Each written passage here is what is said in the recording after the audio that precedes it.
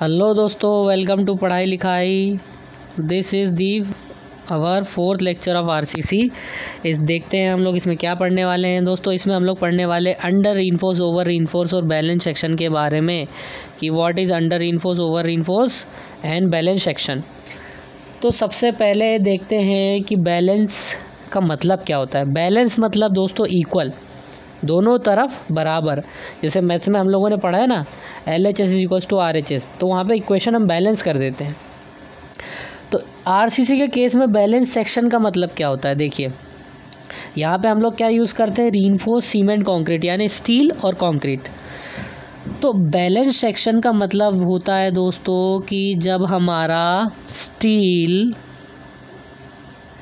और concrete, steel भी fail हो और कंक्रीट भी फेल हो, यानी दोनों के दोनों अगर साथ में फेल हो रहे हैं, है ना, दोनों के दोनों साथ में फेल हो रहे हैं, तो उस सेक्शन को हम लोग क्या बोलते हैं, बैलेंस सेक्शन। सपोज़ आपने ये कोई बीम बनाई, ठीक है, यहाँ पे आपने स्टील बार्स लगाए न्यूट्रल एक्सिस के नीचे, ऊपर यहाँ पे कंक्रीट का पार्टिसिपेशन होता है, नीचे स्टील बार्स का।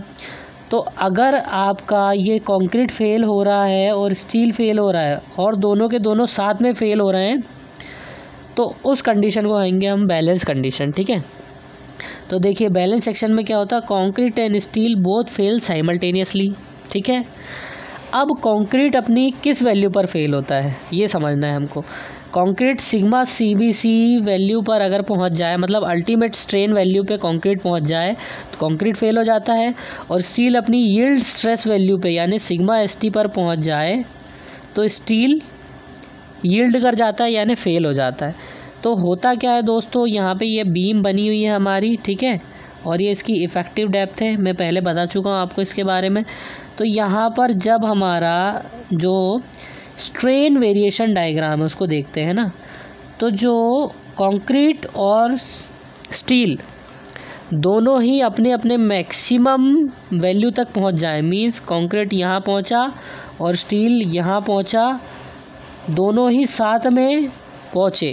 कंक्रीट सिग्मा CBC को रीच किया और स्टील सिग्मा ST को रीच किया, कैसे, साइमल्टेनियसली या टुगेदर।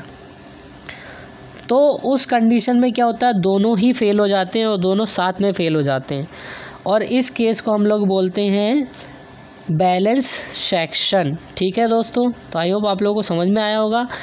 इस केस में होता क्या है दोस्तों, ये जो है एक फ़िक्स वैल्यू होती है हमारी टॉप फाइबर से लेकर न्यूट्रल एक्सिस तक की डिस्टेंस को हम लोग क्या बोलते हैं, एक्सियल लिमिटिंग।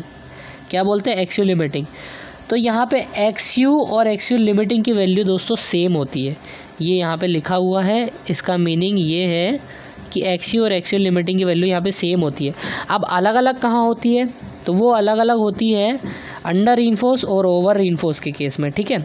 आई होप आप लोगों को बैलेंस सेक्शन समझ में आया होगा। अब देखते हैं हम लोग अंडर रीइंफोर्स सेक्शन में। अंडर रीइंफोर्स सेक्शन में XU less than axial limiting होता है दोस्तों, है ना। तो वो कैसे होता है देखते हैं, चलिए। देखिए दोस्तों, ये अंडर रीइंफोर्स सेक्शन है आपका। तो अंडर रीइंफोर्स का मतलब क्या होता है, रीइंफोर्समेंट का मतलब होता है स्टील अंडर यानी होता है कम, यानी कि सिंपल सी बात है जिसमें स्टील कम है। अब जो चीज़ कम होगी वो पहले फेल हो जाएगी क्योंकि वो कमज़ोर होगी, ठीक है। तो स्टील कम है, अंडर रीइंफोर्स है, तो स्टील कम है, तो स्टील पहले फेल हो जाएगा। स्टील फेल फर्स्ट, मतलब स्टील अपनी सिग्मा ST वैल्यू तक पहुंच जाएगा, स्टील अपनी सिग्मा ST वैल्यू तक पहुंच जाएगा, जबकि कंक्रीट अपनी सिग्मा CBC वैल्यू तक नहीं पहुंचेगा। तो स्टील यहाँ पहुंच गया पर कंक्रीट यहाँ नहीं पहुंचा, कंक्रीट यहीं पे कहीं पे अटक गया दोस्तों, ठीक है। कंक्रीट यहाँ कहीं पे अटक गया, ठीक है। तो हमको ये पॉइंट्स ड्रॉ करते आने चाहिए, ये मस्ट है, ठीक है। तो कंक्रीट सिग्मा CBC पर नहीं पहुंचा। अब ये 2 पॉइंट हमें मिल गए, स्टील सिग्मा ST पर पहुंच गया, कंक्रीट सिग्मा CBC पर नहीं पहुंचा। तो अब इनको हम कनेक्ट कर देंगे दोस्तों, ठीक है। आई बात समझ में। अब देखिए टॉप मोस्ट फाइबर से लेके न्यूट्रल एक्सिस तक की जो डिस्टेंस होती है वो एक्सियल लिमिटिंग होती है, ठीक है। वो क्या होती है आपकी, एक्सियल लिमिटिंग होती है। तो यहाँ पर ये आपकी एक्सियल लिमिटिंग तो है, और जबकि आपकी एक्चुअल में XU कहाँ तक है, सिर्फ XU आपकी सिर्फ यहाँ तक जा रही है दोस्तों, यू कैन सी, ये यहाँ तक जा रही है। तो ये आपकी XU है।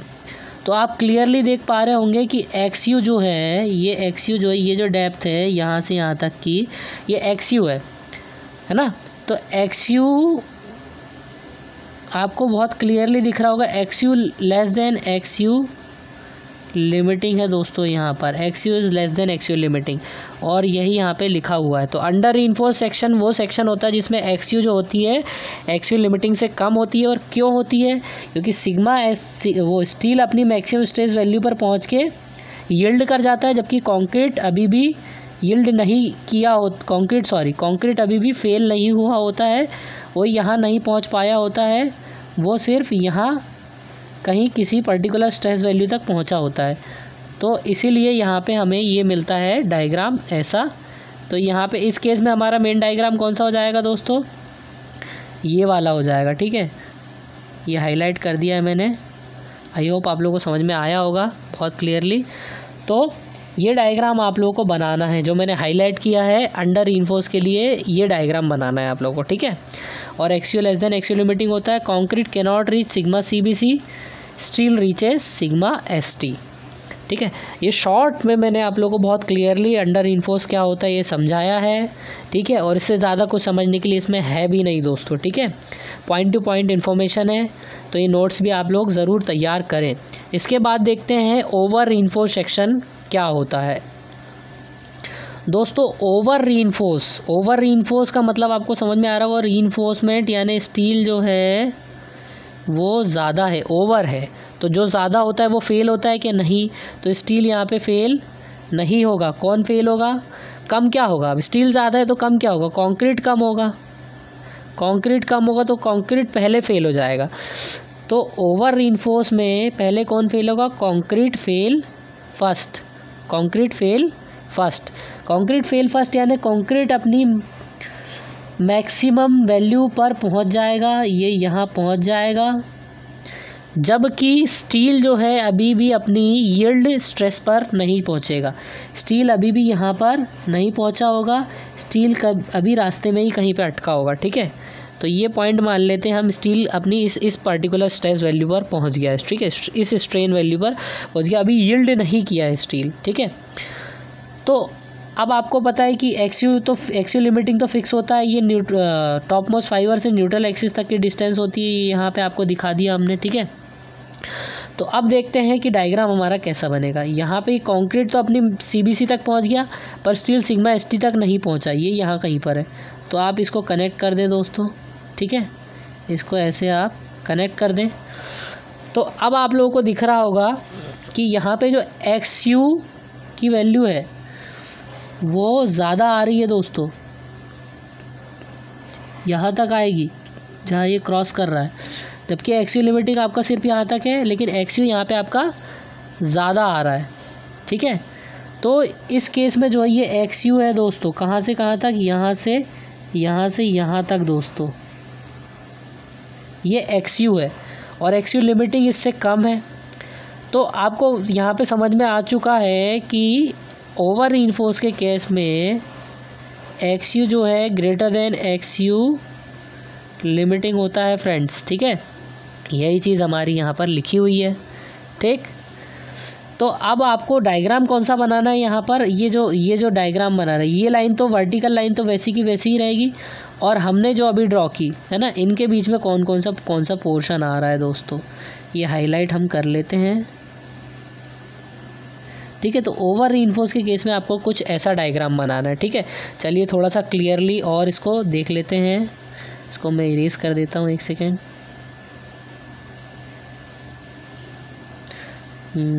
ये देखिए कुछ ऐसा डायग्राम आप बनाओगे यहाँ पर दोस्तों, ठीक है। ये वर्टिकल लाइन हो गई, ये आपका एक्सिस ऐसे जा रहा है, तो कंक्रीट तो अपनी मैक्सिमम वैल्यू तक पहुँच गया, पर स्टील यहाँ ना पहुँच के यहाँ कहीं पे अटका है रास्ते में। तो ये डायग्राम कुछ ऐसा बनेगा दोस्तों, ठीक है। ये ऐसा बनेगा, और ये आपका क्या होगा? ये XU होगा, और XU लिमिटिंग तो आपको पता है ये है, ठीक है। तो this is all about balance section, under reinforce section and over reinforced section, ठीक है। तो अब हम आगे नेक्स्ट लेक्चर में design of singly reinforce beam देखेंगे फ्रेंड्स, ठीक है। Thanks for watching. I hope आप लोगों को बहुत क्लियरली समझ में आया होगा, पॉइंट टू पॉइंट इन्फॉर्मेशन दी है। So please like, share and subscribe.